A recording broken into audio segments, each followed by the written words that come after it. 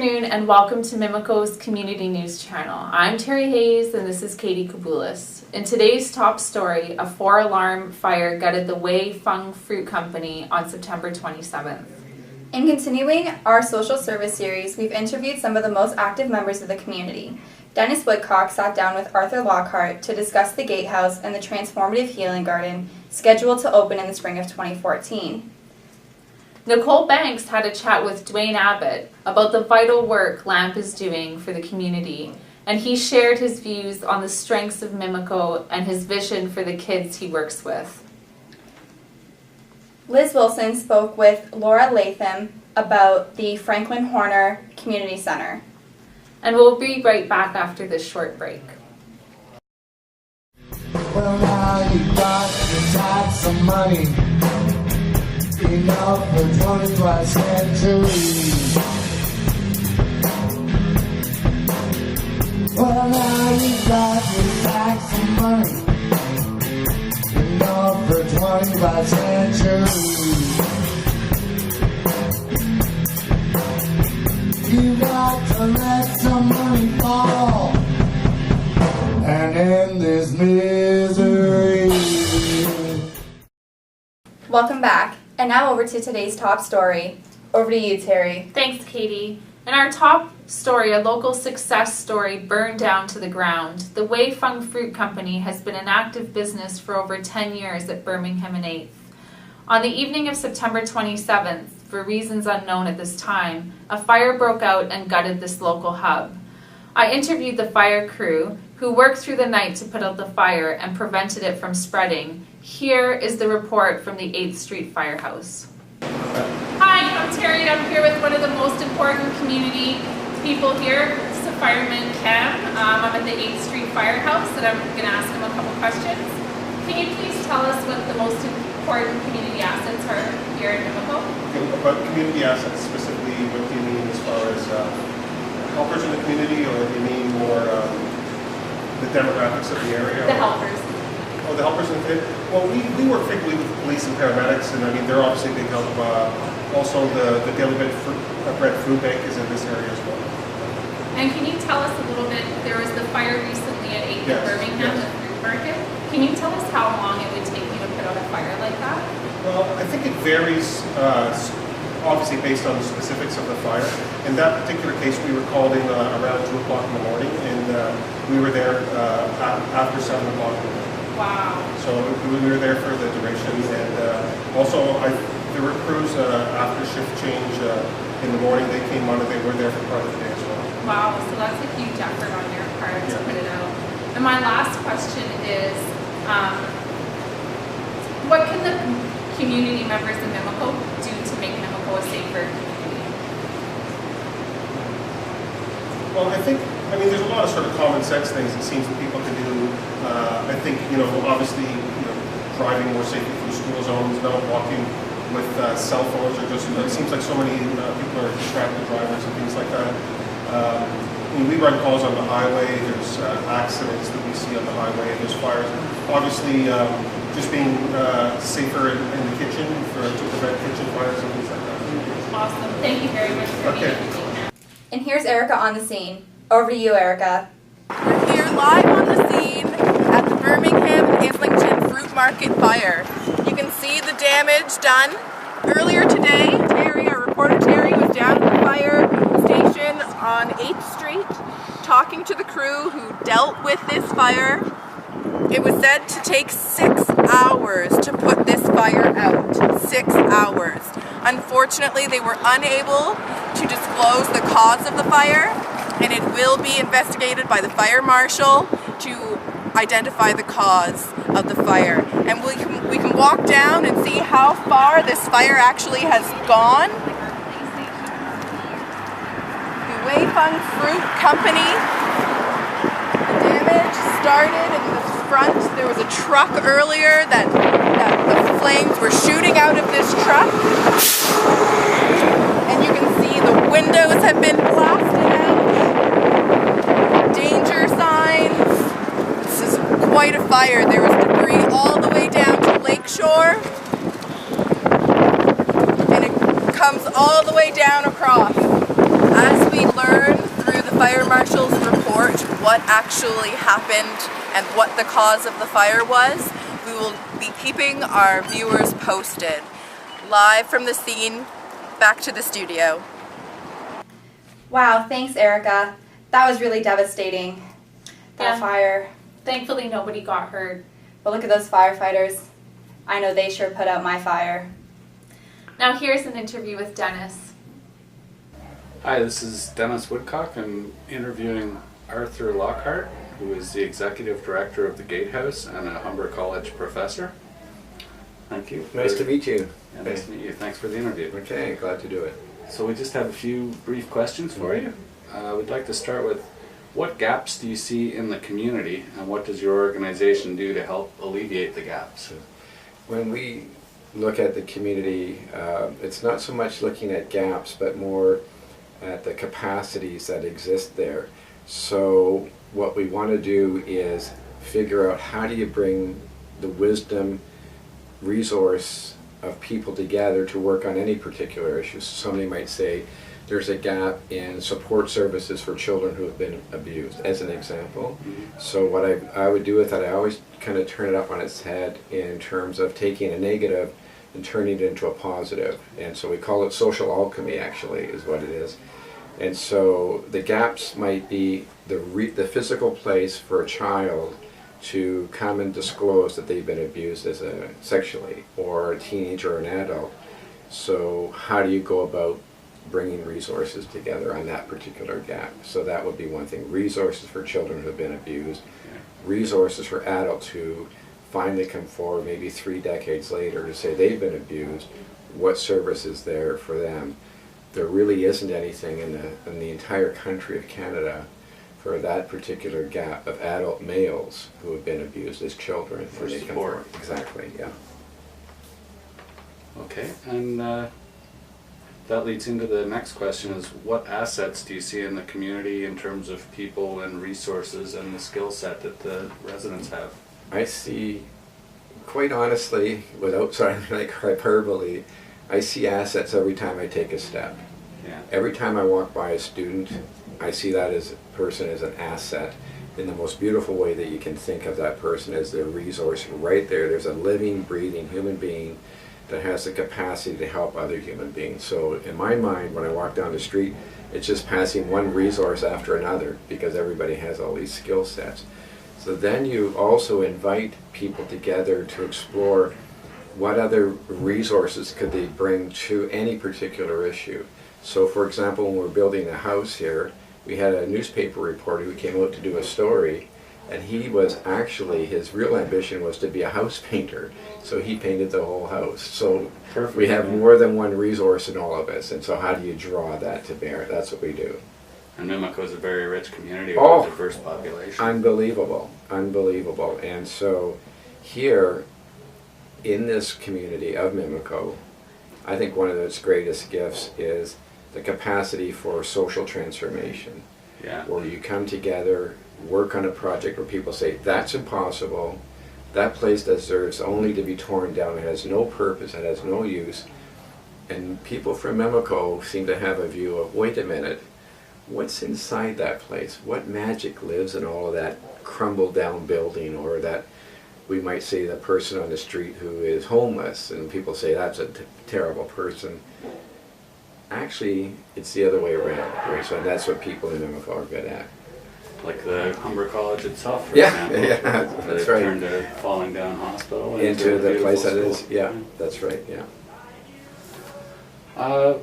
Our next question would be, who are your main allies within the community, and what support does your organization get through funding and volunteers? And Yeah. The main allies are the student base from Humber College. Students from Humber College are the reason why the house is going the way it is. We have over 40 volunteers. Many of them are Humber College students, people who live in the Mimico area. And so that is, in my estimation, the main ally. That when I walk into a classroom, I often say it's like, this is where the magic takes off now. The minute the door closes, we're going on a magic carpet ride. And that's filled with the resources in that classroom, where all the students right then and there. That is in my estimation, our main resource. And what sort of funding do you get for the gatehouse? A couple of things, pardon me, on the funding was we never received core funding from a government agency. The reason for that, where people said that's crazy not to go after core funding from a government agency, I said don't do it. I don't want to have core funding. I want the funding to be the human spirit of everybody that gets connected to the house. So what does that mean? It means that we look at, for local grants, we create projects that people want to pay money for to have the resource happen for them. So that way we're not stuck in a government organization that says that the next fiscal year we're cutting the gatehouse You're not program. beholden to them. We're here because the resources of everybody that contributes. It's called in-kind service. The house, when I started the house, I created a lease with the City of Toronto for $300,000. I was short $299,000.99. So how do you get $300,000? And you can imagine you go home that night and your partner says, "How was your day at school?" "Pretty good." And I signed a lease for $300,000. How do you make that come to life, right? And we're shy exactly that amount. So what do? It's a community capacity building model that we do. And so we go into it in that way. And there's many nuances to do that model, which is great in your course on community development. I hope you get into all that kind of work around community capacity building and how that really works beyond the traditional framework of government funding. And I'm telling you, the world is awash with resources if we really look at it. This place has been here for 16 years. Many different organizations have come and gone. Yeah. And the little gatehouse keeps, like that little train that could, Yeah. it just keeps on going. I think it right? can. Yeah, so yeah, that helps. Okay, and just finally, would you like to discuss a little bit for a few minutes as we wrap up about the work you do in the gatehouse particularly, or the community gardens as well that you're working on? And if any of the students in your community engagement, community development program want to be part of this, there's some of you sitting that are working on this project right now that were out at a meeting the other night on the Transformative Healing Garden. It's going to be the first transformative healing garden in Canada that's reaching out right now to celebrate and support people like yourself, students like you guys, who reach out on a social justice initiative, whether it's violence, poverty, abuse, you name it. We want to have a symbolic setting where people from all over the place can come and get inspired and sit and talk and converse about it. So we're making this healing garden out here beside the gatehouse, and we've already connected with 26 countries from around the world that want to be part of this healing garden. So when I saw a number of you at the meeting the other night, I was like, wow, this is great. Humber students, you can't go wrong. So that's one of the things that we're doing. Just before we get past that, could you say what the 26 countries, what sort of involvement? Yeah, they're places, first of all, they're places from Germany, United Kingdom, Liberia, Ghana, Guyana is an example of some of the places. And what they're doing, what I've asked of them, if they would send us an artifact that symbolizes the work that they're doing in those particular places. And so we're going to build that artifact that they send us about their work, and we're going to build it right into the garden. So as a very specific example of how this is working, there's a woman, her name is Ronki. She's in Nigeria, and we Skype with each other on a regular basis. She's trying to get a gatehouse type place going for women and children in the particular area where she lives. And she's doing it even under threats of death on occasion, that you're not supposed to do this kind of work. So she goes to the people out there in Nigeria, all the way across the world, and says, and shows the letterhead from the gatehouse and says, these people in Canada are supporting my initiative. And people say, oh my gosh, she's known all the way over in Canada. Yeah. So she can be really strong, and we're just trying to support another human being in their work. So that's a really exciting thing, right? Your support gives her credence in her own absolutely community. Right. And then, so that's the part of the garden. It's a working garden. It's a place that people hear about other initiatives. They come, they sit around, they chat, and work together. That's one of the things we do at the Healing Garden. That's a great idea. And what about the community garden is the other aspect of it? The community garden is going to be a huge vegetable garden, probably the biggest garden in Toronto, for communities to come together, grow crops, and the crops are there to share with the food bank and other organizations where people are having a bit of a tough time in terms of food. And we're going to be, this garden out here is going to look like you're up in the farm country, I hope, by the time it's all done. It's the entire orchard that we're looking at ultimately developing into a rich garden. And so you bring everybody together, they celebrate, they share, they take care of each other, all of those kinds of things. So that's pretty cool. Like the Mimico is one of the few garden places in Toronto that doesn't have a community garden. But when we have the community garden, it'll be the garden that's the biggest community garden in the city of Toronto. It's sort of historically going back to the roots of the site. Absolutely right. This was an agrarian process where people got back in touch with the earth when they were having very difficult times emotionally, mentally, and so on. And even the other night in the meeting, I don't know if some of you recall, but one of the women that was in the meeting said she used to work here at the hospital grounds way back when, and she thought we could have workshops around working with earth and all that. And I just thought, wow, how do you beat that? I mean, that's phenomenal. So yeah, it's therapeutic as well. Indeed it is, yeah. Okay, well, thank you. Great, nice to meet up with you today. All the best to your program. That was a great interview with Arthur Lockhart at the Gatehouse community. He's definitely one of the major important people in this community, and he speaks about volunteering being very important, so that's a great thing in this community. And next up, we have Nicole Banks' interview with LAMP's well-known Dwayne Freshie Abbott. Over to you. Hi, I'm Nicole, and I'm here interviewing Dwayne, who's the youth leader at LAMP Community Health Center. Tell us a bit about your role at LAMP. I run the programs here at Street Level Youth Center, that's inside LAMP Community Health Center. We do social and recreational programming, so for kids between 10 up to 19, and like social and recreational programming. Yeah. Cool. And so I'm going to ask you a couple of questions. First, I'm going to ask you about the community of Mimico. So what do you see as an asset in Mimico? A lot of diversity. That's one thing I would say, is a lot of diversity over there. A lot of people have different walks of life. Some people have some issues with drugs, some issues with mental health. That's what I find a lot. That's a lot going on over there. And other assets over there is just like the community, the tight-knit community they have over there. You know what I mean? That's what's a real asset over there for sure. And other assets is the different what's the word I'm looking for? The new they kind of started a new thing over there, like building up new buildings and the new park over there. So so the re-renovation of it. Yeah, that's what I'm looking for. They do like they're re-renovating that whole little Mimico area right there. So I think it's really good for the area and good for the people in the area to know that the city's trying to help them out and help them out with better living lifestyle, right? So, For sure. So what do you see as like the gaps in the community?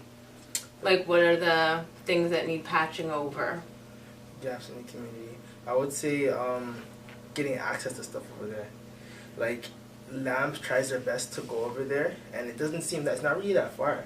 Mm-hmm. But I know people have an issue of getting over here. You know what I mean? TTC vehicles, whatever it is, right? I know they have trouble accessing certain stuff, even though LAMP's like literally 10-minute drive, but some people can't afford bus tickets. You know what I mean? And sometimes you want something that's a walking distance. For sure. And to walk from here to Mimico, let's be real, it's a good like 15-20 minute walk. And everybody's willing to do that, right? So I think accessibility is a big gap over there. Another gap I see is with youth programming over there. We try to get kids from the Mimico area to come over here, but once again, traveling. Mm-hmm. Who wants a kid traveling? We finish at 5 o'clock. Nobody really wants a kid traveling at 5 o'clock, especially in the winter time. By 5 o'clock, it's dark already, right? Yeah. So especially alone at like 10 years old, which is your minimum age, right? Exactly, right. So I think finding more youth services for them over there would help them over there a lot. Yeah, for sure. So talking more about LAMP now, who or your specific program in LAMP, who would you consider like your allies in the community? Different out of the community, I would say the schools, or the schools for sure, the local schools, 2nd Street School, 7th Street School, Lakeshore Collegiate, Redmond. We try to really connect with the schools. Like I'm on the Redmond Parent Council, so I go to their meetings once a month. I'm also I used to be on the Parent Council for Second Street School, so that's why I still connect and how we can connect to each other and help the kids in all at once, right? Other stakeholders, other people that we talk to in the community, Women's Habitat. Yeah, for sure. They're right there too, around the corner, so we try to connect with them. We try to connect with JobStart. Like sometimes I'll connect with JobStart and ask them to come in and talk to youth about how to do resumes, how to conduct themselves in an interview, you know what I mean, stuff like that. So there's them. We connect with we connect with some of even just the restaurants and stuff, like the storefronts along Lakeshore, like as in we get them to put our posters up in their windows. You know what I mean? So that's an ally right there to me. Even if it wasn't just to put a poster in the window, that's definitely an ally for us. So yeah. And how do you fund your programs? So 60% of our funding is from United Way. Right. And other than that, we have to do grants and stuff like that, right? So like Trillium gave us money for the next 3 years to do arts and culture. Okay, so does that fall under your street festivals that you do for fundraising, or the car washes? Yeah, exactly. The street band that we do a thing called That's a big event, right? We do a big event called Street Band every year. It's the week before, actually the same week as Caravana. It's kind of our little Caravana thing down here. We have West Indian food, really good, by the way. We have a bouncy castle sometimes for the kids. We do different games with the kids. I have performances like steel pan performances. So yeah, that money comes out of that. And recently for the tweens, for the young kids who are 10 to 13, on Fridays we do arts and culture every Friday. So we do last week we did a flag scavenger hunt. Oh, cool. And once they found the flag, it was black and white. They had to find the colors for the flag and find one particular thing about that country, like a dish or something significant about that country. So, you know what I mean? It was fun. They were into it. Yeah. Just finding something and then finding information. So we all learned something new. You know what I mean? So that's part of what our money's going towards. For Great. Sure. Yeah. So I just wanted to know if there was anything else that you thought was important that you wanted to add to the interview. The only thing I'll say that one thing with our program here and even lab in general, a lot of opportunities. You know what I mean? I am also the volunteer coordinator for street level specifically, so I try to draw kids in to do the 40 hours and stuff like that, right? So they have opportunity to do the 40 hours, and then once they get here, they can be part of our programs. It's an opportunity to be part of our programs, and then there's opportunities to even work here later on. It could be a peer. We do peer positions here. So the age is from 1924, and they get a job to work here part time, whether it would be sports or with recreation or with arts and culture, or whatever it is. So it's an opportunity for them to grow. You know what I mean? From a participant, volunteer to working here. And I'm a prime example of that. I used to be in the programs here, as you know. I used to be in the basketball programs, swearing up and down a storm. But then eventually I talked to Denise. She found out what I used to work with. I used to work with kids when I was young, younger kids, and then I found my niche, and I've been here for the last 10 years. It's actually kind of freaky. But yeah, I've been here for the last 10 years. So I went from being in the program, volunteering with Denise, and then now I'm here working full time. You know what I mean? So for me, that's it's an example for the kids. You know what I mean? So yeah, a lot of opportunities here. Definitely. Well, thank you for meeting with us. No problem. I appreciate the interview. All right. And everyone should go to LAMP. Wow, what great words from a Lakeshore veteran such as Dwayne. Now off for a quick break, and when we get back, we'll be talking with Liz Wilson to Laura Latham.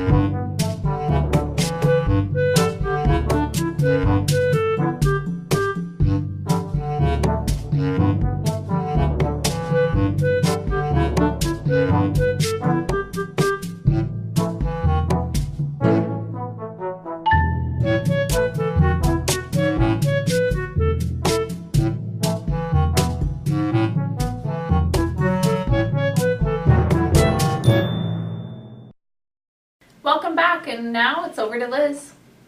I'm sitting here with Laura Latham, Executive Director at Franklin Horner Community Center.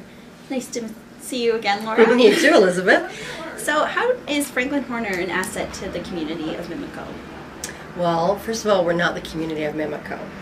I know, but according to our teacher, this is Oh, okay, okay. Well, we're considered part of South Etobicoke or Etobicoke Lakeshore. Okay. That's the riding, and our immediate community is actually Alderwood, but we do service all populations from Mimico to Alderwood, actually even Mississauga, and as high up as Eglinton Avenue. We even have some people from downtown Toronto, so. Oh, wow. Yeah. Okay. So how we are an asset, we provide programs and services that are not Parks and Rec related. So there's no fee for service or formalized programming. Our highest population of programs is our seniors, but we're also home and host to diverse populations and like ethnic groups that want to just celebrate their own culture. So for example, the Filipino community come here on Friday nights from, you know, young child to grandmother to play basketball, to socialize, to enjoy their food, etc. They don't want formalized programming. They don't want us to do anything for them except be a space / facility where they can come and do their thing. Okay. That's extremely unique to actually the entire GTA. Yeah, that's really wonderful. You're Yeah. just sort of providing a safe space for them. Well, and it's just a space. I mean, we have a lot of parties on Saturdays with the Indian community. There's about 300 of them that want to come, and you cannot host anywhere 300 people in your home, and you want to come and celebrate and have some food and have some drink and talk to people. A banquet hall is pretty expensive, and at a banquet hall there's a set menu. Well, the Indian community don't want that. They want to go to a place and bring their food. Same with the Filipino community. So that's where we're really a great asset to the community and to the different diverse populations in it. Perfect. Okay, so can you tell me a bit about the history of this center? Like, how long has it been open? Well, the main part of the building, or original part of the building, was built in 1910, and it started off as Franklin Horner School. Then in the 50s, 60s, and 70s, it was a Franklin Horner Middle School. Then it stopped being a school, I think, in 1980. Franklin Horner was incorporated in 1986. 3 or 4 founders lobbied the city of Etobicoke at the time to find them a community center space. Originally they were looking at the old Alderwood Collegiate site, which the city did not go for, but the city did offer up this space. So this was decommissioned back in 1982, I guess. And then for a short period of time it was Christ the King School while Christ the King was having an asbestos abatement. So we actually switched with them for a little bit. It was a deal that the city did with the TDSB. So that was, I think, for about 2 or 3 years. I'm not sure the exact time frame because I wasn't here then. But we came back in the early 1990s again. So we've been here about just under 30 years. Okay. With an interruption in between. Wow. Yeah. Wow, that's impressive. Yeah. Okay, so how was that transition from school to community center? What was that like? I don't know because I wasn't here at that point in time. Okay. But basically it was decommissioned as a school by the TDSB. When Franklin Horner Community Center lobbied the city of Etobicoke brokered a deal with the TDSB that they would pay rent to the TDSB and Franklin Horner would be housed here. So our landlord was the city of Etobicoke, and the city of Etobicoke paid rent to TDSB. So TDSB's tenant was city of Etobicoke, and then we were the city of Etobicoke's tenant. About 5 years ago now, Councillor Mark Grimes orchestrated the sale of Franklin Horner from TDSB to the city of Toronto, who is now our current landlord. So it's been, had its few transitions throughout the years. But basically you take a decommissioned school and you use the classrooms for meeting space for the community, historical societies, NA groups, AA groups, chess clubs, doll clubs, crafters, all kinds of different sort of community venues. The Polish Scouts are here. We've also taken some classrooms and turned them into dance studio space with specialized flooring and mirrors.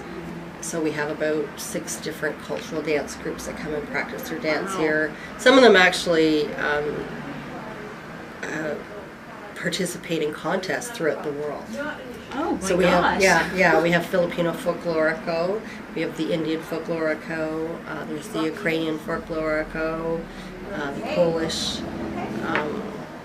I'm sure there's another one in there that I'm forgetting. That's great. Wow, you have really big service to a lot of different populations. Yeah, we're a full-fledged community center, sort of like almost like a small town community center in the GTA. So the format and the way we deliver services and the type of community center we are is unique to Toronto. It's more like something you might find up in Victoria Harbour, where it's the hub of everything. All ages come for all different reasons and all different needs and practices, etc. Great. So do you see any gaps in your community?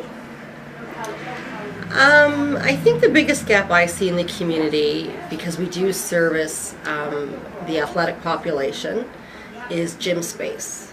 Okay. We have a small gym and a large gym, and our small and large gyms are booked 24/7. So we're a 7-day-a-week facility, and we operate from the morning to late evening, 11 o'clock. And our large gym is booked every night, every day, without 1 hour. And it's with adult people playing basketball or volleyball or floor hockey, or little kids wanting to practice soccer in the winter. So to get affordable gym space, just to get gym space is a huge gap. And then to get it affordable is another huge gap. The TDSB, they're booked with all their programming, and when they're not, the schools are closed. So their facilities aren't available. So that leaves in this community Franklin Horner, which is booked beyond capacity, and Hourland, which is also booked beyond capacity. So any new groups emerging that want to play sports, there's nowhere for them to play. Okay. Wow. But we're lobbying the council right now for another that's great. an addition. Okay. So we Good. hope to be that next new space. Awesome. Well, thank you for your time, and have a good day. You too. All right. Cheers. Thanks for watching today's show. We're going to wrap up this series by playing you some clips that show Mimico's community spirit. Hello, my name's Art. Hi, I'm Denise Masters. Hi, I'm Jessica Medeiros. Hello, my name is Linda Hill. Hi, my name is Michelle Coleman. My name's Amanda. Hi there. Welcome to the fire station. Hi, I'm Nick, and my favorite place in Mimico is 8th Line Skate Park. Hi, I'm Caitlin, and what I like about Mimico is the waterfront. I love the lake shore. I love that we're close to the lake. I love the lake, and I love the parkland in Mimico. It's a really nice area, very scenic and pretty. I love Mimico, and 2 of my favorite spots are Rotary Park and going for a walk down by the water close to Rotary Park. I moved here in 1989, and I saw the gem of the city being so close to downtown and highways and the lake. I've been here for about 11 years, and my favorite thing about Mimico is the sense of community. Everybody takes care of each other, and everybody's interested in what everyone's doing, and we all work together. What I like about Mimico is it's a great community. I like the people there, and we have a lot of connections to the community as well. So yeah, Mimico is fantastic. My grandmother owned a home in Mimico for 60 years. My dad was born in the home with his twin brother, and they grew up in the area. And my mother, in the 50s, used to teach at John English School. So I have a lot of old connections to the community, and that's why I love Mimico. The people around here are fantastic. It's a real community feel. And what I like about Mimico is Lakeshore Campus. It's a really friendly community, and everyone here is really warm and welcoming.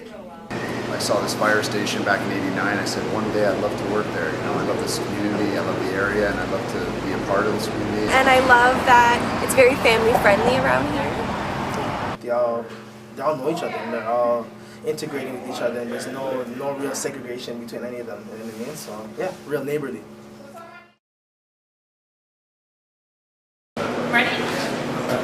tell me when. How did you start? Not getting nervous. I hit record. Dennis Woodcock sat down with Arthur Lockhart to can't do this.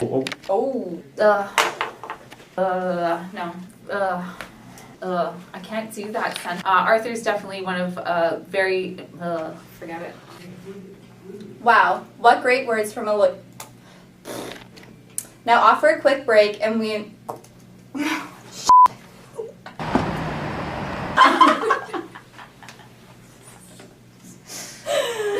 Wow. What sorry. Okay. Wow. What great I can do this. And we're gonna end this series with playing some clips from the community members.